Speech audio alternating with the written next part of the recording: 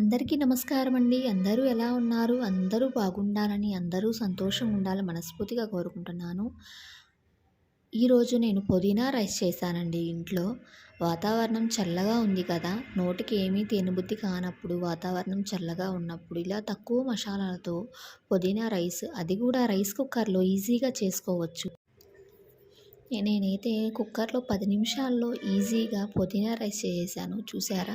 చాలా సింపుల్‌గా అయిపోయింది కదా! పుదీనా రైస్ వాతావరణం చల్లగా ఉన్నప్పుడు 2 కట్టలు పుదీనా ఉంటే మన దగ్గర సరిపోతుంది. ఇంట్లో ఉన్న మసాలాలతో ఈ హడావిడి లేకుండా తక్కువతో, తక్కువ అన్న వస్తువులతో చాలా చక్కగా పుదీనా రైస్ చేసుకోవచ్చు. దానికోసం నేను 2 కట్టలు పుదీనాను తీసుకున్నాను. జస్ట్ కొద్దిగా కొత్తిమీర తీసుకున్నాను. ఉల్లిపాయ, పచ్చిమిర్చి, టమోటా, పచ్చిమిర్చి 4 తీసుకున్నాను. 2 టమోటా తీసుకున్నాను. పుదీనాను శుభ్రంగా కడిగి పెట్టుకోవాలండి. ఇసుక ఉంటుంది. 2, 3 సార్లు వాష్ చేసుకోవాలి. పచ్చిమిర్చి, పుదీనాను మిక్సీ చేసుకోవాలి. కొద్ది కొద్దిగా నేను మిక్సీ చేసుకున్నాను. 2 గ్లాసులు బియ్యానికి 2 కట్టలైతే సరిపోతుంది. ఇది అందరికీ తెలిసే ఉంటుంది. తెలియని వాళ్ళ కోసం చెప్తున్నాను. కొద్ది కొద్దిగా పుదీనాను, పచ్చిమిర్చిని మనం మొత్తం గ్రైండ్ చేసుకోవాలి. ఇలా పేస్ట్ మొత్తం గ్రైండ్ చేసుకొని ఒక గిన్నెలో వేసుకుందాం.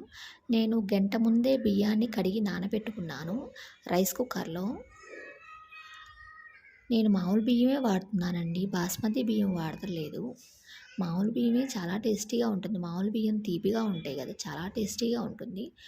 స్టవ్ ఆన్ చేసి కడాయి పెట్టుకున్నాను. 2 టేబుల్ స్పూన్లు ఆయిల్ వేసుకున్నాను. ఆయిల్ వేడవుతుంది. ఆయిల్ వేడవుతుంది కదా! ఇప్పుడు నేను ఘీ వేసుకున్నాను 1 టేబుల్ స్పూన్. ఘీ కూడా నేను ఇంట్లో చేసుకున్నదేనండి. 1 స్పూన్ వేశాను. ఘీ వేడైన తర్వాత ఉల్లిపాయలు వేశాను. ఎప్పుడైనా సరే ఉల్లిపాయలు బాగా వేగితే ఆ టేస్ట్ అనేది మారిపోతుందండి. జస్ట్ మనకి హాఫ్ కుక్ అయితే సరిపోతుంది. బిర్యానీ మసాలాలు వేసుకున్నాను. అది కూడా ఎక్కువ వేయలేదండి. అన్నీ కొద్ది కొద్దిగా వేశాను. సాజీరా వేసుకున్నాను. చెక్క, లవంగం, మరాఠీ మొగ్గ అవి వేసుకున్నాను. సాజీరా కూడా వేశాను. అవన్నీ వేగాలి. ఎక్కువ వేగితే అంత టేస్ట్ బాగోదండి. పుదీనా కదా! ఆ ఫ్లేవర్ అనేది మారిపోతుంది. జస్ట్ అలా కలిపి పెట్టుకోవాలి.